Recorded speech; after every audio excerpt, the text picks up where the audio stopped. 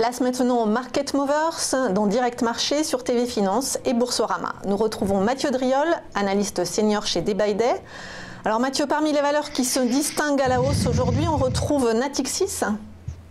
Oui, alors les bancaires on va dire, reprennent ce mouvement. Ça reste pas des exceptionnels, mais vu le comportement ces derniers temps des valeurs bancaires, il me paraissait intéressant de faire un point. Je vais commencer par Natixis. À plus 1,47, le titre revient chercher 6,36 et qui est une sorte de groupe de pivot, ancien support devenu résistance. On essaye de retravailler ce niveau. Le franchissement en clôture de cet obstacle de court terme, on va dire, éloignerait un petit peu le spectre baissier sur ce titre, qui reste néanmoins l'un des plus forts.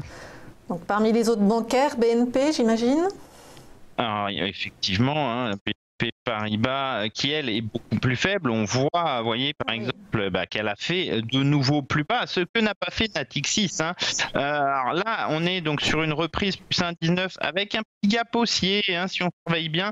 Sauf que pour l'instant, on n'a pas réintégré 55,25 qui est, on va dire, l'invalidation de cette dynamique baissière entre cette zone d'ancien support qui est quasiment devenue résistance, puisque on a fait, vous voyez, ces deux petites mèches ici aux alentours des 55. Donc tant qu'on est bloqué par cette zone, ça reste beaucoup plus compliqué pour les... Et Société Générale, qui a fait l'objet de spéculations sur une fusion avec Unicredit il y a quelques jours.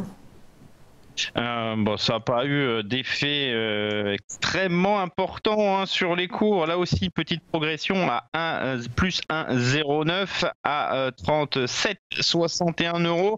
On voit que cette reprise est toujours limitée au minimum par le précédent sommet fait il y a 3 jours de cela. Alors certes, on est au-dessus d'un support qui est défendu, beaucoup de mèches basses ces derniers jours, au-dessus de 36,65, mais pour l'instant, là aussi, la reprise est relativement contenue. Alors on peut remonter jusqu'à 38,66, 39, 32, sans ne rien changer à la configuration en pression baissière. Perspective de hausse aussi pour le chimiste Solvay ? Alors là, c'est une autre configuration, à savoir une phase de baisse qui a été contenue, donc phase de baisse qui avait commencé en novembre et qui a été contenue pendant tout le mois de février-mars au-dessus de cette zone des supports des 106-107 €. On avait défini une belle résistance à 115,10. Vous voyez, 3 tests, on franchit, on revient se positionner sur ce niveau.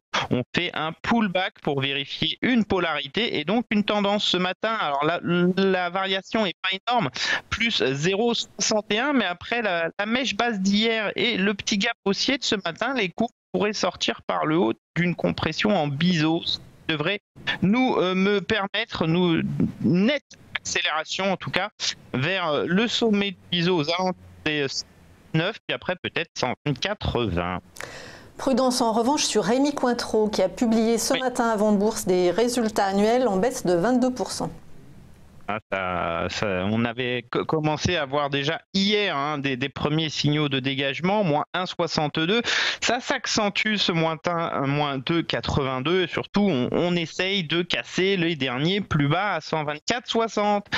Si effectivement on clôture sous 124,60, on aura alors la formation d'un double sommet, ce qui devrait nous entraîner une vague de consolidation avec au minimum un retour sur 119,80, peut-être un peu plus bas, 115,67. C'est possible. Surveillez la clôture de ce soir. Merci Mathieu Driol, analyste senior chez Day by Day.